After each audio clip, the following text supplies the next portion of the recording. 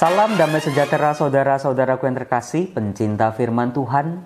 Berjumpa kembali dengan Bible Learning with Father Joseph. Bagaimana kabar Anda hari ini? Saya sangat berharap hidup kita, khususnya di masa prapaskah ini, dalam pertobatan kita semakin mengalami hidup dalam kasih. Saudaraku yang terkasih, di awal video ini, izinkanlah saya untuk bertanya kepada Anda secara pribadi. Apakah Anda pernah punya pengalaman Anda tidak suka dengan seseorang? Dan ketidaksukaan itu membawa Anda pada sikap kebencian kepada orang itu. Entah karena Anda merasa ditipu, Anda merasa dibohongi, atau aneka macam tindakan-tindakan mereka yang telah menyakiti hati Anda, yang membuat hidup kita pun berantakan tidak karuan. Lalu sebagai orang beriman, kita tahu bahwa kita harus mengampuni mereka yang bersalah kepada kita. Nah, pertanyaannya saudara-saudara, apakah Anda merasa rugi kalau Anda mengampuni orang yang bersalah kepada Anda? Lalu pertanyaan saya perdalam lagi.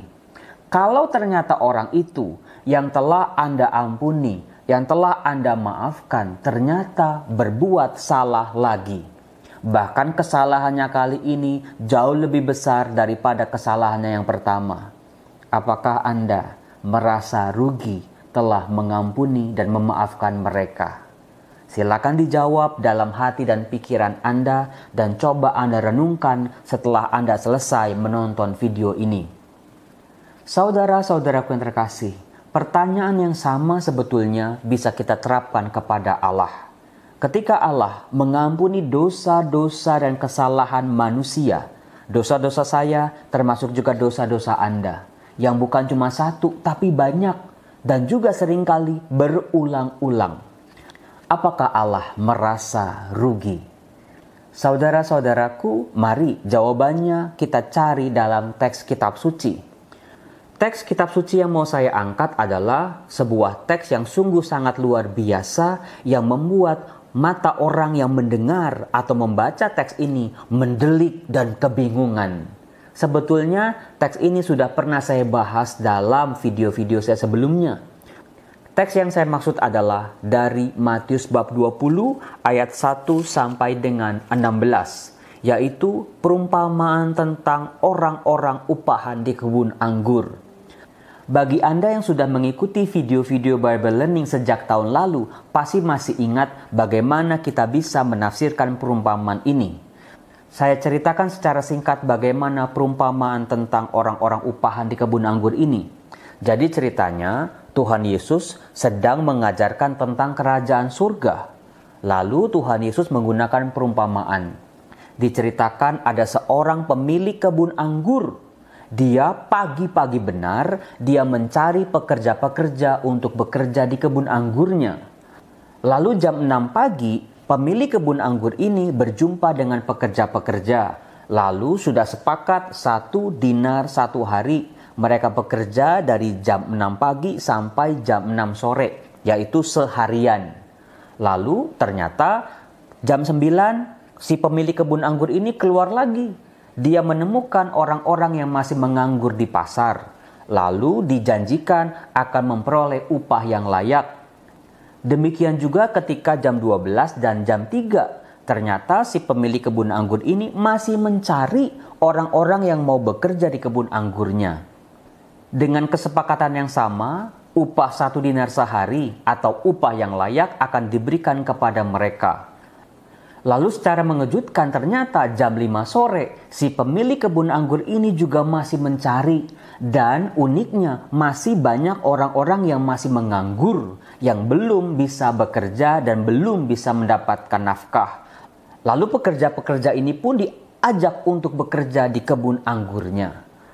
Lalu pada malam harinya si pemilik kebun anggur ini menyuruh mandornya untuk mengumpulkan para pekerja-pekerja itu. Lalu dipanggillah di urutan yang pertama mereka yang bekerja jam 5 sore. Meskipun mereka baru bekerja 1 jam saja, mereka memperoleh upah 1 dinar. Lalu para pekerja-pekerja yang bekerja jauh lebih lama mengharapkan upah yang lebih. Tetapi ternyata si pemilik kebun anggur ini memberikan kepada mereka semua upah yang sama, yaitu upah 1 dinar, upah yang layak di mana seseorang bisa hidup, dia bisa menghidupi dirinya dan juga keluarganya. Itu cerita singkatnya saudara-saudara. Mari saudara-saudaraku yang terkasih, kita baca perumpamaan ini, apakah masih ada inspirasi-inspirasi baru yang bisa kita gali. Dalam pembacaan saya secara cermat, saya menemukan 3 inspirasi baru. Yang pertama adalah kata mandor di ayat 8. Ketika hari malam, tuan itu berkata kepada mandornya. Dengan kata mandor ini, kita bisa dibuat kagum dengan si pemilik kebun anggur sebetulnya. Maksud saya adalah begini, si pemilik kebun anggur ini sebetulnya dia punya pekerja-pekerja, dia punya bawahan-bawahan. Tetapi pertanyaannya adalah, mengapa dirinya sendiri yang pagi-pagi benar mencari pekerja-pekerja? Kenapa dia nggak nyuruh mandornya? Bisa jadi pemilik-pemilik kebun anggur lainnya itu masih tidur. Ya nggak salah, mereka yang punya kebun anggur, mereka ownernya, pasti bukan orang sembarangan. Tetapi kenapa saudara-saudara harus si pemilik kebun anggur ini bangun pagi-pagi, dia mencari orang-orang yang mau bekerja di kebun anggurnya? Bukan cuma sekali, jam 6 pagi, jam 9, jam 12, jam 3, dan jam 5. Saudara-saudara, kalau kita tempelkan figur si pemilik kebun anggur ini dalam diri Allah, dalam diri Yesus, kita akan menemukan ternyata Allah yang kita imani, Allah yang mau diungkapkan misterinya dalam perumpamaan ini adalah Allah yang senantiasa bergerak mencari. Allah yang tidak pernah lelah mencari umatnya untuk hidup bersama-sama dengan dirinya.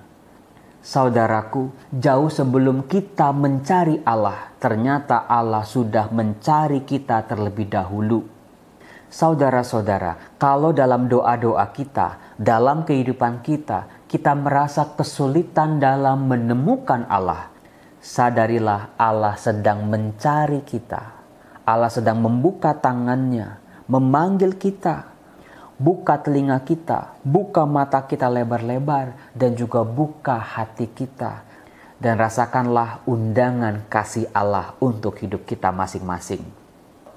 Lalu inspirasi yang kedua bisa kita temukan dalam diri para pekerja-pekerja yang bekerja lebih dahulu dari jam 6, jam 9, jam 12, jam 3 yang merasa kecewa. Karena mereka sudah bekerja sepanjang hari tetapi upahnya ternyata disamakan begitu saja dengan mereka yang bekerja hanya 1 jam. Mereka kecewa berat karena apa? Karena mereka mengharapkan lebih. Tetapi ketika mereka semua menerima 1 dinar, mereka menjadi marah, bersungut-sungut dan kecewa. Mari kita lihat apa kata mereka. Di ayat 12 mereka berkata, mereka yang masuk terakhir ini hanya bekerja 1 jam dan engkau menyamakan mereka dengan kami yang sehari suntuk bekerja berat dan menanggung panas terik matahari. Saudara-saudaraku yang terkasih, sebetulnya akar dari segala kekecewaan dalam hidup kita adalah iri hati. Tetapi dalam teks ini saudara-saudara, sebetulnya ada hal lain lagi yang lebih dari sekedar sakit hati. Dikatakan tadi mereka menjadi marah dan berkata kepada si pemilik kebun anggur, engkau menyamakan mereka dengan kami. Saudara-saudara, mengapa pekerja-pekerja yang bekerja lebih lama ini jatuh pada sikap iri hati? Karena mereka hanya berfokus pada berkat-berkat yang diterima oleh orang lain. Padahal diri mereka sudah memperoleh berkat, yaitu 1 dinar 1 hari. Nah sebetulnya saudara-saudara, semua pekerja-pekerja yang digambarkan dalam perumpamaan ini, mereka semua memperoleh berkat yang sama. Di masa-masa sulit ketika pekerjaan-pekerjaan menjadi tidak mudah untuk ditemukan, mereka telah memperoleh berkat untuk kehidupan mereka.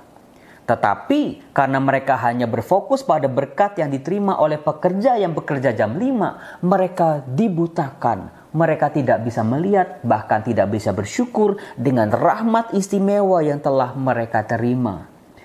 Saudara-saudara, kunci untuk mengobati iri hati supaya kita tidak jatuh pada sikap iri hati, yaitu jangan berfokus pada berkat-berkat orang lain, tetapi fokuslah pada berkat-berkat yang kita terima. Pasti itu akan sangat mengagumkan. Lalu inspirasi yang ketiga, saudara-saudaraku, menjawab pertanyaan kita di awal tadi. Apakah Allah merasa rugi ketika mengampuni dosa dan kesalahan manusia? Kalau kita lihat, saudaraku, dalam teks perumpamaan ini, sebetulnya yang merasa dirugikan bukan pekerja yang jam 6 pagi, jam 9 atau jam 12 bekerja. Kalau dihitung secara matematis, justru yang rugi adalah si pemilik kebun anggur ini. Sebetulnya uang 1 dinar yang dia keluarkan untuk membayar pekerja-pekerja itu untuk pekerjaan sepanjang hari.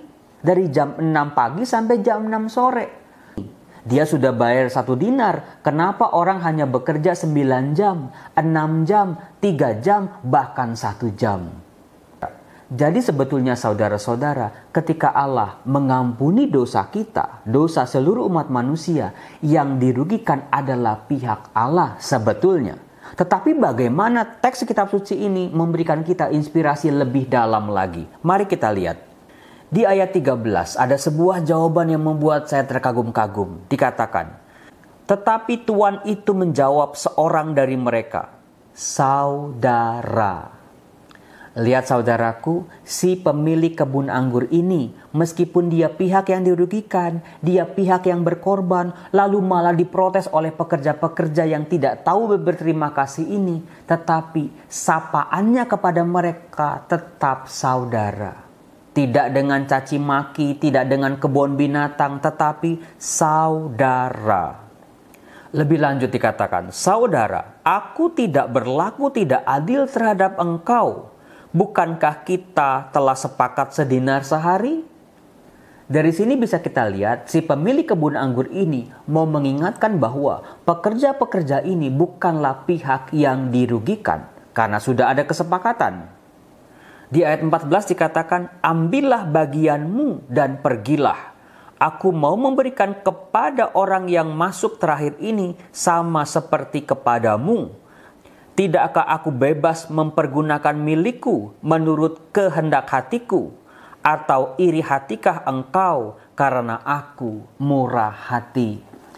Dari kalimat terakhir ini sebetulnya kita bisa makin kagum dan bersyukur kepada Allah yang kita imani. Bahwa Allah yang kita percaya adalah Allah yang pengampun dan juga Allah yang tidak menganggap rugi ketika mengampuni dosa-dosa dan kesalahan kita, tetapi melihatnya itu sebagai belas kasih Allah. Saudara-saudara, kalau Allah yang kita sebut Bapa saja tidak menganggap sebuah kerugian ketika mengampuni dosa-dosa kita, demikian pun kita diajak untuk mempunyai pandangan yang sama, tidak merasa rugi, tetapi sebuah tindakan belas kasih ketika kita mengampuni orang-orang yang bersalah kepada kita. Salam damai sejahtera saudara-saudaraku. Kalau Anda suka video ini, silakan dikasih like, di komen, di share. Dan kalau Anda belum subscribe, silakan di subscribe. Dan juga jangan lupa dinyalakan tanda loncengnya. Salam, Tuhan memberkati.